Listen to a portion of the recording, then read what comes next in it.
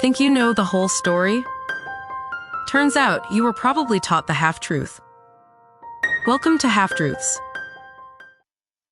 Close your eyes for a second and think back. You're probably in a third-grade classroom. The room smells like chalk dust, cinnamon, and that specific, weirdly sweet smell of Elmer's glue drying on construction paper. You've just finished tracing your own hand on a piece of brown paper, turning your thumb into a turkey's head and your fingers into a colorful fan of feathers.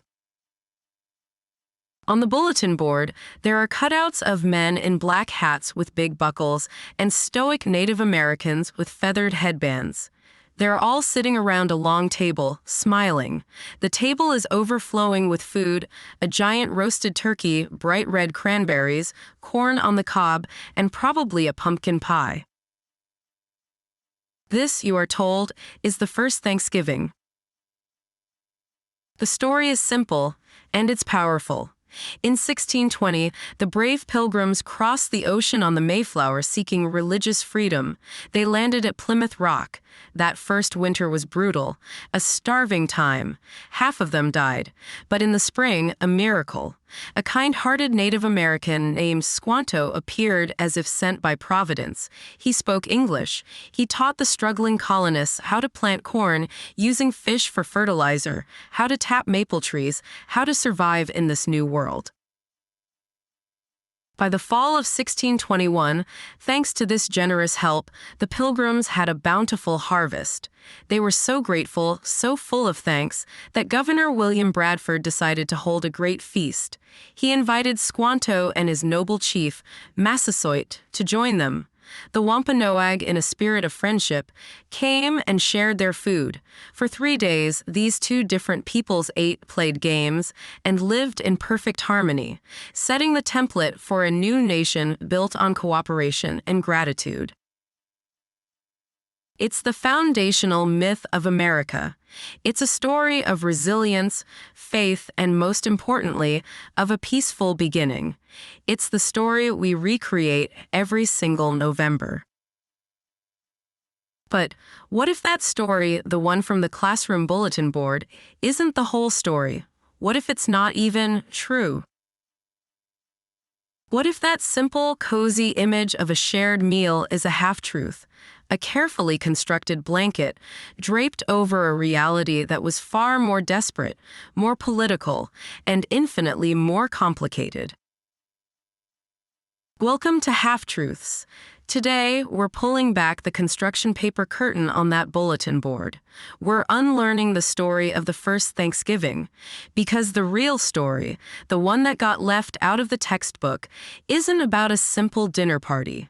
It's about a plague, a political power struggle, and a desperate alliance between two groups who were both on the brink of annihilation. Let's start with the story we all know. Because to understand why the myth is so powerful, we have to tell it properly. It's a classic 3-act structure. Act 1, Desperation. 102 passengers, a mix of religious separatists and secular strangers, crammed onto a small cargo ship. They're aiming for Virginia, but storms blow them off course. They land on the icy coast of Massachusetts in November. It's the worst possible time. They have little food and no shelter. The winter that follows is horrifying. Scurvy, pneumonia, and starvation rip through the tiny settlement. By the time spring arrives, only about half of the colonists are still alive. They are weak, terrified, and utterly failing. Act 2. The Miracle. Just as they're at their lowest ebb in March of 1621, a man named Samoset walks boldly into their fledgling village and says, in English, "Welcome." He introduces them to another man, Tisquantum or Squanto. Squanto's story, as it's told, is a miracle in itself. He had been kidnapped years before by an English explorer, taken to Europe, and had somehow made his way back, only to find his entire village, Patuxet, wiped out by disease. He was the last of his people, and crucially, he spoke fluent English. He becomes the pilgrim's guide and interpreter. He is the indispensable man. He teaches them the local agriculture, how to plant the three sisters, corn, beans, and squash, how to catch eels in the mudflats. Without Squanto, the story goes, the colony would have collapsed. Act 3. The reward. By the autumn of 1621, the colony is stable. The harvest is a success. They have corn, barley, and peas. The forest is full of game. Governor Bradford, seeing their good fortune, declares a celebration. He sends 4 men out to hunt for fowl, and in a gesture of goodwill, he invites his new allies, the Wampanoag people, led by their chief, Uzumaki, who we all know as Massasoit. Massasoit arrives with 90 of his men, and instead of being a tense encounter, it's a party. The Wampanoag, who apparently were not told this was a potluck, go out and hunt 5 deer to add to the feast. For 3 days, the two groups eat, they drink, they run races, and they fire their muskets in celebration. A single, beautiful moment of peace. The Wampanoag and the Pilgrims, hand in hand, forging a new, peaceful America. This, we are told, is the first Thanksgiving, the origin of our national holiday. It's a beautiful story.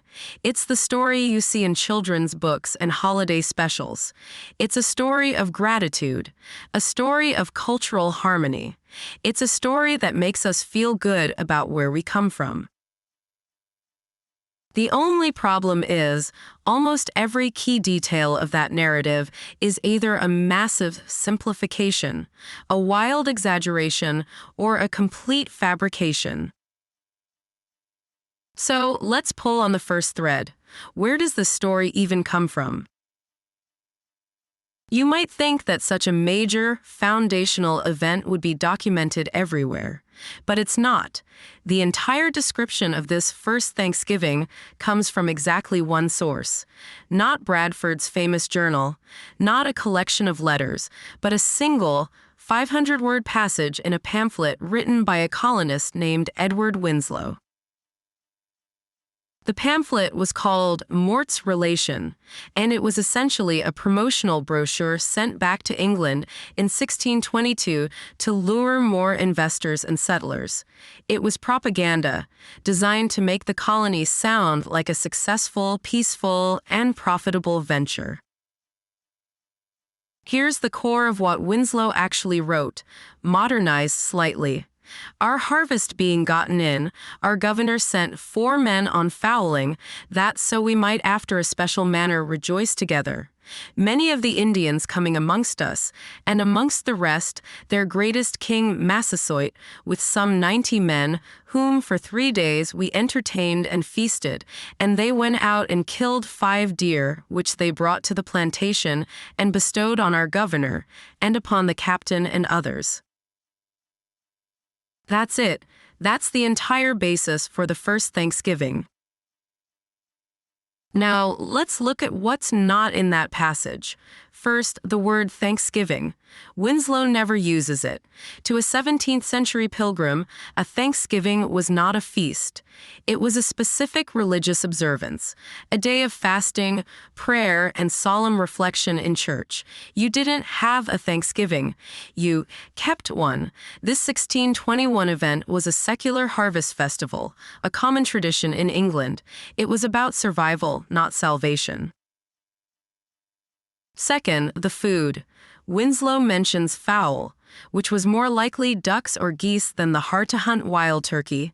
He explicitly mentions the deer brought by the Wampanoag, but there's no mention of cranberries, which were considered too bitter to eat, no sweet potatoes, which hadn't been introduced to New England, and absolutely no pumpkin pie. They had no ovens, no butter, and no flour for a crust. The feast was probably a gritty mix of venison, waterfowl, and corn porridge. Third, the guest list. Winslow says Massasoit came amongst us with some 90 men. 90. Let that sink in. At the time, the entire Pilgrim settlement consisted of about 50 people, and fewer than half of them were adult men. This was not a friendly dinner party where a few neighbors dropped by. This was a military delegation of 90 armed Wampanoag warriors descending on a village of 50 colonists. Winslow's language is also strange. He says, "We entertained and feasted them." This doesn't sound like a spontaneous communal potluck. It sounds like one group is hosting and diplomatically managing the other. In fact, many historians now believe Massasoit wasn't even invited. The colonists, celebrating their harvest, were firing their muskets into the air. The Wampanoag, hearing a volley of gunfire from the notoriously unstable English settlement, may have assembled a war party and marched on Plymouth to see what was happening. They were either investigating a potential threat or responding to what they thought was a call for help under their treaty. The feast wasn't a planned celebration of friendship. It was a tense, spontaneous, and impromptu diplomatic negotiation. The Pilgrims, terrified by the arrival of 90 warriors, had to quickly play host. Massasoit, seeing they were just celebrating, had his men go hunt deer to contribute, a gesture that was less about sharing and more about demonstrating his own power and provision. This was not a party. It was a summit. So, if the 1621 event was a minor, secular harvest celebration that was probably a tense political standoff, how did it become the first Thanksgiving, our national origin story? For that, we have to fast forward more than 200 years.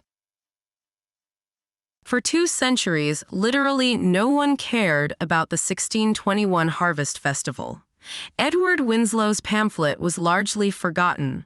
Governor William Bradford did write an extensive history of the colony of Plymouth Plantation, which mentioned the 1621 harvest in passing, but his manuscript was lost during the American Revolution. It was believed to be gone forever.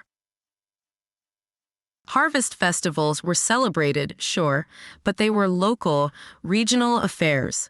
There was no national Thanksgiving holiday. Then, 2 things happened in the 1840s and 50s.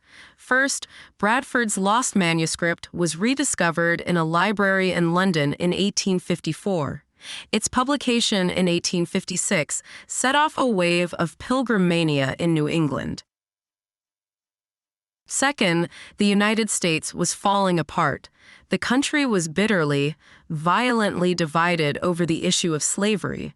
The 1850s were a decade of brutal conflict, failed compromises, and rising sectional hatred. The Union was fracturing. The nation desperately needed a new story, a unifying story, an origin myth that wasn't about the contentious founding fathers in Philadelphia, but about something simpler, purer, and more northern. Enter the godmother of the modern holiday, Sarah Josepha Hale. If you know her name at all, it's because she wrote Mary Had a Little Lamb. But her real legacy is Thanksgiving. She was the most influential woman in America in the mid-19th century, the editor of the wildly popular magazine, Godey's Lady's Book. It was the Vogue and Good Housekeeping of its day. Hale read the newly published accounts of the Pilgrims and saw an opportunity. She envisioned a new holiday that could bind the nation together. A day where all Americans, North and South, could pause their arguments and sit down at the table as one family. For decades, she campaigned relentlessly.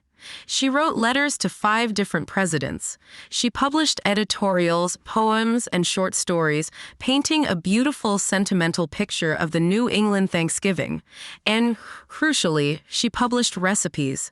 She is the one who codified the menu. Roasted turkey, creamy mashed potatoes, savory stuffing, and yes, pumpkin pie. She invented the traditional Thanksgiving meal. She took that one obscure passage from Edward Winslow, blended it with the romanticized Pilgrim lore, and created a powerful, domestic, and utterly fictional scene.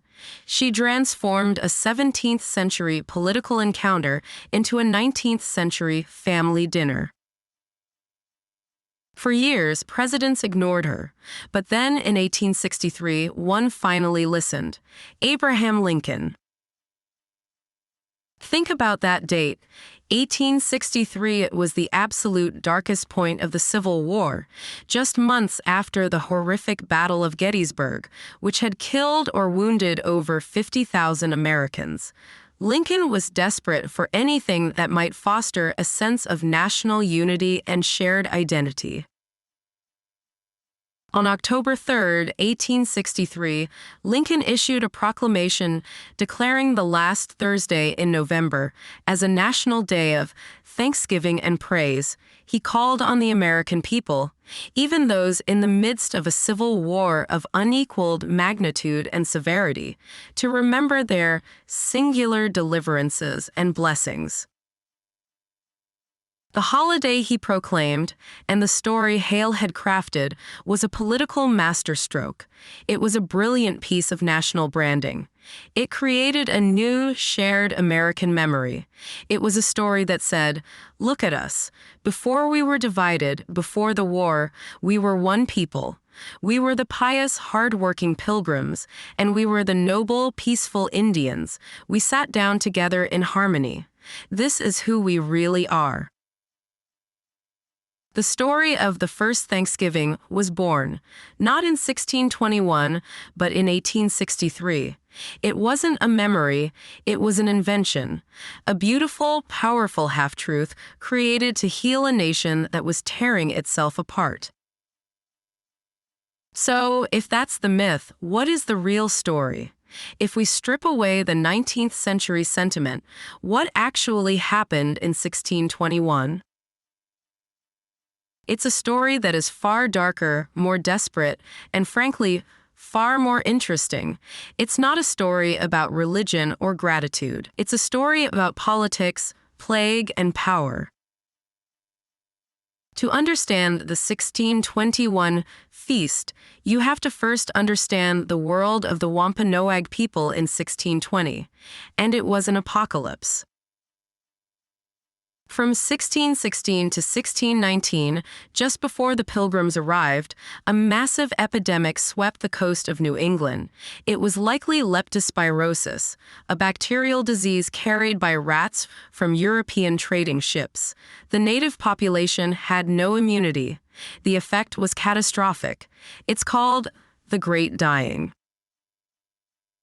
Historians estimate that in those 3 years, up to 90% of the Wampanoag population died. 90%. Entire villages were wiped out. The social and political structure of a civilization that had existed for millennia collapsed.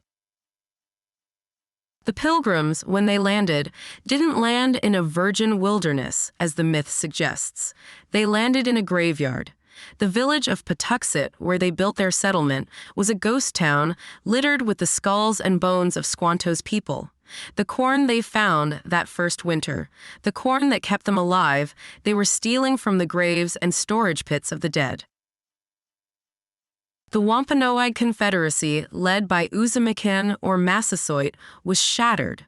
Once the most powerful group in the region, they were now vulnerable. Their rivals, the Narragansett people, who lived further inland and were untouched by the plague, were now poised to subjugate them. Massasoit was a leader in a desperate existential crisis. He was out of options. And then a new variable. a ship full of strange, pale-skinned people from the east. They are weak, sickly, and incompetent. They barely survive the winter. But they have one thing Massasoit needs: guns. They possess powerful, terrifying weapons.